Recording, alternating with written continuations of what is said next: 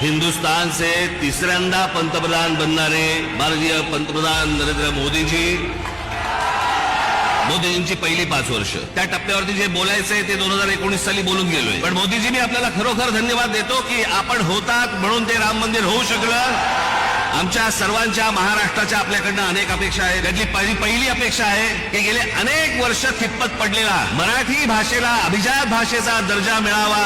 दुसरा विषय मराठा साम्राज्याचा इतिहास हा शालेय शिक्षणामध्ये मुलांना लहानपणापासून शिकवला जावा. तिसरी गोष्ट समुद्रामध्ये शिवछत्रपतींचा पुतळा कधी उभा राहील नाही राहील मला माहिती नाही. आमच्या शिवछत्रपतींची खरी जर स्मारका कुठची असतील तर आमच्या शिवछत्रपतींचे गड किल्ले आहेत आणि या गड किल्ल्यांना पूर्वीचं ऐतिहासिक वैभव प्राप्त करून देण्यासाठी म्हणून आंतरराष्ट्रीय दर्जाची एक समिती नेमावी. आमचा मुंबई गोवा महामार्ग हा अजूनही तसाच आहे, अजूनही तसाच खड्ड्यामध्ये आहे.